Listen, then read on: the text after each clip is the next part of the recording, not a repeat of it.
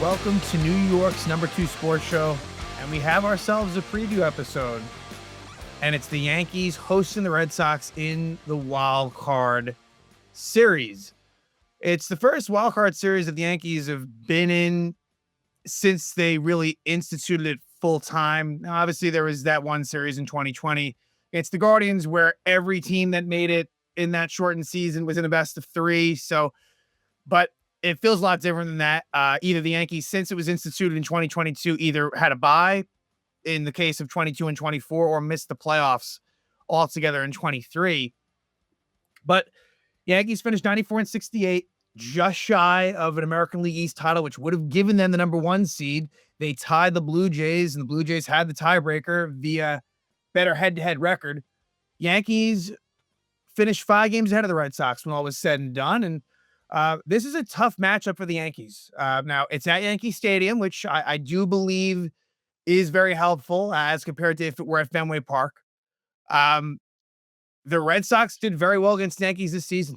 Head-to-head, Red Sox went 9-4. And the Yankees did win the last series they played, winning 2 of 3 in Boston.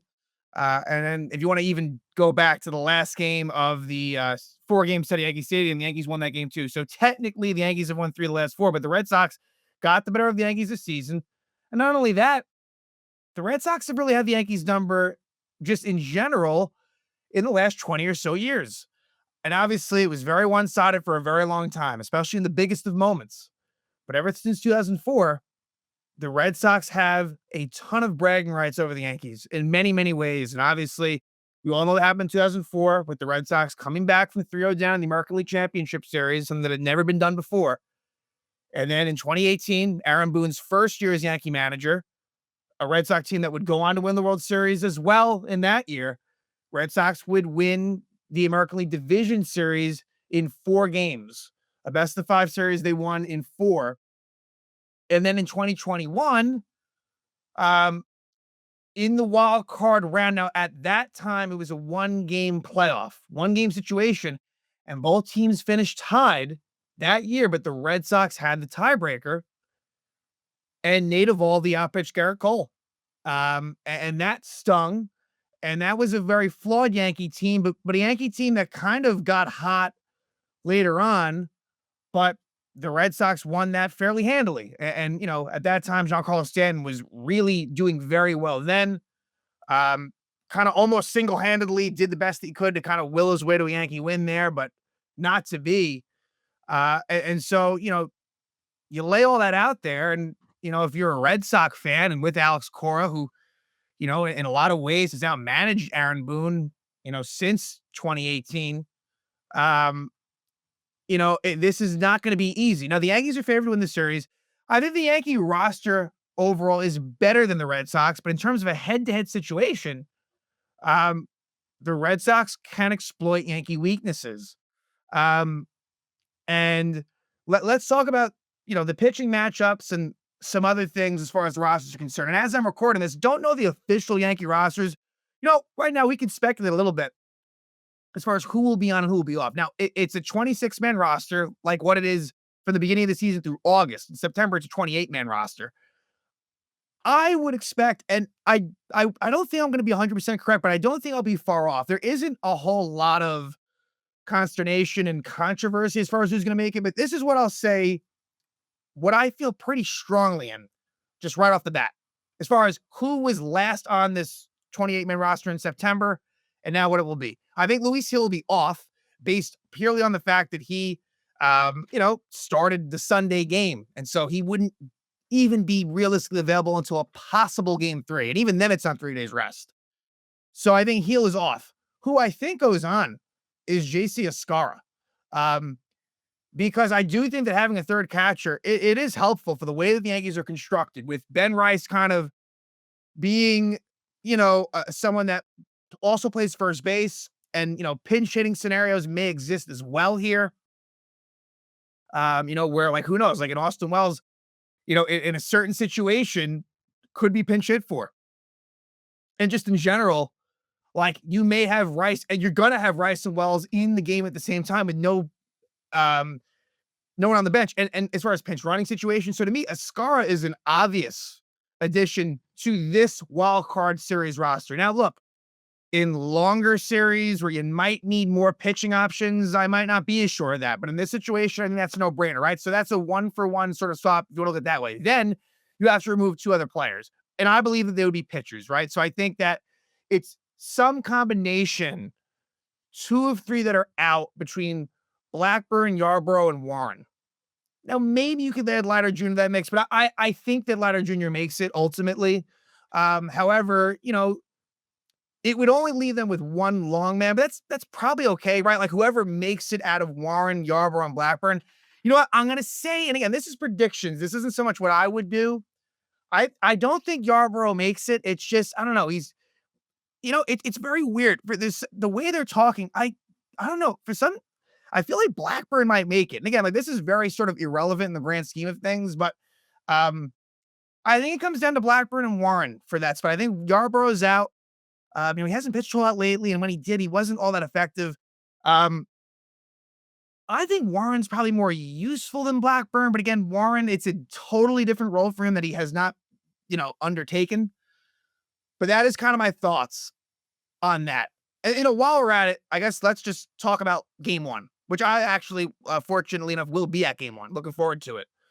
Um, and so my perspective on the game will be maybe a little bit different than it would be if I was watching on TV. But I think that, Crochet pitching for the Red Sox, unbelievable season for Garrett Crochet. Like it's if you're, I mean, it's what makes this matchup difficult. And the Yankees faced him four times this year, and he was fantastic in at least three of the four. First one he wasn't great in and got the run support, but was brilliant in the other three. And so the Yankees had the work cut out for him. 18-5, 2.59 ERA for Crochet. Doesn't have a whole lot of playoff experience. With the White Sox in 2020 and 2021, actually teammates with Carlos Rodon at the time, and as well Lucas Giolito, who Lucas Giolito is not going to be on the playoff roster. Came down that he has an elbow injury. So the Red Sox game three starter is kind of up in the air. Might be Connolly early, the lefty. It's going to be something different than maybe we expected. But game one, Crochet, the Yankees are going to have their work cut out for them. And I think that the Yankee lineup is going to be pretty right-hand heavy. What I can sense, and some of it's been confirmed, some of it has not been. Here's what I think the lineup is going to be. And I mostly kind of agree with it. I also feel as if the Yankee lineup, that traditional lineup is probably a little bit better than this one. And look, I think Goldschmidt leads off. And Goldschmidt, I always praise him for what he's done against lefties. He hasn't even really hit lefties lately. And the shame of this is that Ben Rice is not going to be in the starting lineup. Like that is and very good chance we see him off the bench in like a pinch hitting situation if it, presents itself. But I think Goldschmidt at first, Judge and right, Bellinger and left, Stanton DH. I think Rosario ends up playing at second for the fact that he has really good numbers off of Crochet. It's like, what's even the point of having Rosario if he wouldn't play in this situation? Now, look, his defense is probably shaky. And what it would mean is that Jazz Chisholm, who he is banged up as well. I don't think that factors in much, but it's something to think about. 6, I think, is Trent Grisham in center. Now, there's a world where Austin Slater starts. I just don't think you can really do that. I mean, for defensive purposes, and Slater has done absolutely nothing. So while I think he'll be on the roster, that's just a step too far for me. So I think Grisham batting 6th, Volpe 7th at short, and we'll see how Volpe does. Wells catching batting 8th. You need for the defensive purposes and his rapport with Fried. And look, Wells actually did do pretty well off of Crochet head-to-head this year in that first game. And then batting 9th and 3rd is Caballero. So, McMahon's not going to play. To me, it was a matter of who would play at 3rd, Rosario or Caballero. I think what they might do is, again, Caballero at 3rd for the fact that Fried, a lot of ground balls to that left side. And so you kind of wish you did have McMahon, but look, McMahon against Crochet, it's just it's a non-factor. And I think Rosario does get an opportunity at second here. So, again, not a lot that you feel absolutely amazing about. That's what I think it is. And for Fried, he mostly pitched pretty well against, actually, I'd say very well against the Red Sox this year. He was involved in 3 starts against the Red Sox and, kind of got out dueled in a couple of them by Bayo. actually, all three were Fried versus Bayo, but he got the best of Bayo in the last one at Fenway. And it wasn't an amazing start for Fried, but it was good enough for Max Fried. He had a lot of playoff success through the World Series that he pitched the World Series clincher for the Braves against the Astros, and a fantastic outing for Fried. What will probably go down is, his, just considering the moment, like his biggest outing of his career, and delivered. But his last few postseason outings have not been good. Against the Phillies in 2022, Phillies again in 23, and then last year against the Padres got absolutely lit up. So something to just consider. I mean, Fried's been pitching very well lately. I expect him to keep the Yanks in the game, but he has some demons postseason wise recently that he has to exercise. But it's going to be an incredible. I mean, look, Crochet versus Fried, couple of lefties, going to be a fantastic matchup. Game 2, Brian Bayo versus Carlos Rodon. Now, Bayo has no postseason experience. Bayo has had the Yankees numbers, a lot in the course of his career, including the season. Although again, Yankees did well against him at Fenway Park in September, and then it's against Carlos Rodon. And Rodon, a really good season. His postseason experience before last year wasn't a whole lot, but last year had some key experience, some highs, some lows. Right, I can think about that Guardian. He had an amazing game in game 1 against the Guardians, but also got a little bit too hyped up in that Royals game. Dodgers game 2 was not great. So a little bit of a mixed bag for Rodon. But that's a good matchup. And Rodon, uh, again, a little bit mixed as far as how he did against the Red Sox this year. Not as good as Fried, but not horrendous. And then the if necessary game 3, Cam Schlittler will be the game 3 starter, which is the way that it has to be. The one thing I'll say is if somehow he hadn't pitched on Sunday and was available to pitch, he really has done well against the Red Sox. I don't think it would have been crazy to consider that, but based on just general speak and how they did individually, Schlittler deserved it. He's been great ever since he got called up, and boy, would that be quite the big outing for him as a rookie in a series deciding game. And I think I'm going to give my prediction for this series. I wouldn't be terribly surprised if we see a game 3. And like I said, for the Red Sox, no Lucas Giolito, so it might be Connolly early. Or maybe Kyle Harrison, who they got in the Rafael Devers trade. One thing I want to mention, in looking at the rosters, and I could be wrong, but I checked it fairly thoroughly. No former Red Sox on the Yankee roster. However, on the other side, a lot of, and I've talked about this during the season, a lot of former Yankees on the Red Sox, and most of them having played for the Yankees. I think in the case of one, someone that was in the system, but didn't actually play on the Major League Yankee squad. So just want to go through them real quick, and I guess I'll go through alphabetical order. Aroldis Chapman. Now that's an interesting storyline, considering again, like he was the Yankee closer, involved in some big moments. A lot of them didn't end well, but Chapman has been amazing this year for the Red Sox. Like we're probably gonna, and we will see him in the series one way or another. And how he does could very much affect the outcome of this series. You also have Carlos Narvaez, who, basically became the starting catcher of the Red Sox in that offseason deal when the Yankees did acquire Elmer Rodriguez Cruz, who, there's actually a lot of promise for him. So how that trade ends up in the long run remains to be seen. But, kind of, I think both sides are kind of satisfied with how that's looking right now. But Narvaez has done well against the Yankees this season. You got Rob Refsnyder, and Refsnyder, who was someone that actually played in the 2015 wild card game against the Astros, believe it or not. Not something that anyone would think about. I was actually at that one too. Not a fun experience against Dallas Keuchel. I believe Refsnyder might have started at second base in that game, I think. But was someone that always, you knew the bat was there, but never really had a position for him. Refsnyder has really found his groove with Boston and is a lefty masher. And with Fried and Rodon on the mound, we're probably going to see definitely Refsnyder in the lineup in games 1 and 2. Greg Weissert, who is part of the middle relief crew in the Red Sox bullpen. He was involved in the Alex Verdugo trade, which, look, that's a trade that the Red Sox got the better of. I mean, Verdugo is basically not even on a major league team right now. And Verdugo, he made the last out of the World Series last year against the Dodgers. But so you got Weissert, Garrett Whitlock as well, who is the setup guy for Chapman. Whitlock was someone who the Yankees lost to the Rule 5 draft. Very unfortunate because Whitlock has been a very good Red Sox.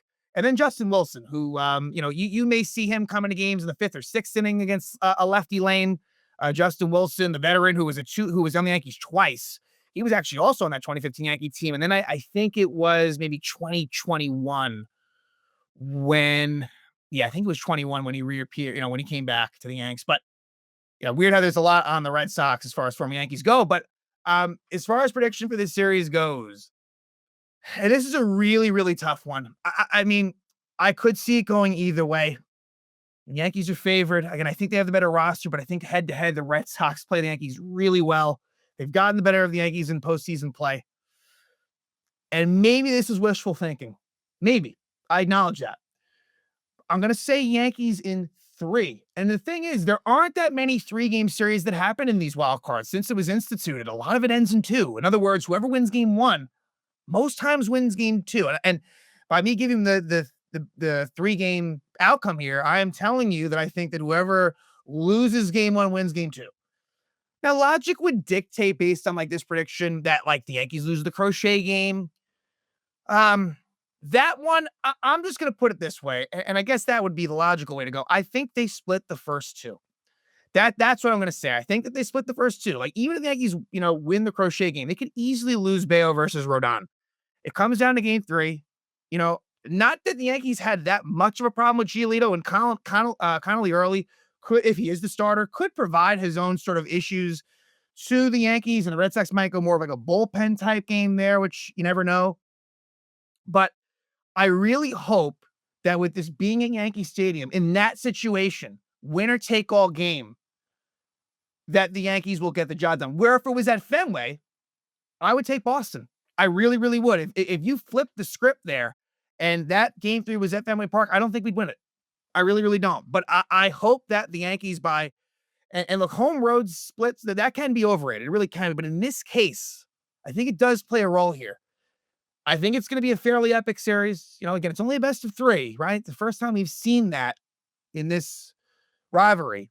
But I think the Yankees find a way to get it done. Now, the road is so much tougher than if the Yankees had just somehow won the division.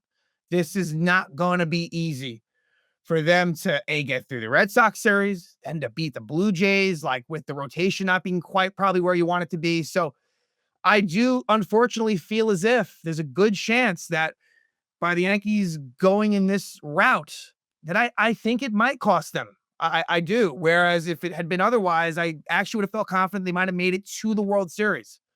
I don't know as much now, but we'll get a real good indication based on how they look against Boston. They got to play a smart game, got to play a clean game. The Red Sox will be ready. They will not be afraid to go in the Yankee Stadium, where certain teams do get overwhelmed. We've seen it before. Really, I don't think that Boston will. But at the same time, Yankees got to get it done here. They have to find a way to, stay in there against Crochet, and it helps to have Max Fried on the mound. And get this job done here. So going to be a fun series. I wish that the Yankees were getting ready for the American League Division Series. It didn't play out that way. And now the rivalry will be on in full display. I got to think, and this isn't me being biased, I have to think that as far as just a Major League Baseball fan, you look at all 4 series here, this is by far the most exciting one with the most storylines and maybe the most impactful as far as just the American League outlook. Right? I mean, Dodgers are a big favorite against the Reds. Like, Tigers, Guardians isn't going to really move the needle, I think, one way or another. And neither does Padres, Cubs for me. Like, not to say that any of those teams couldn't make a run.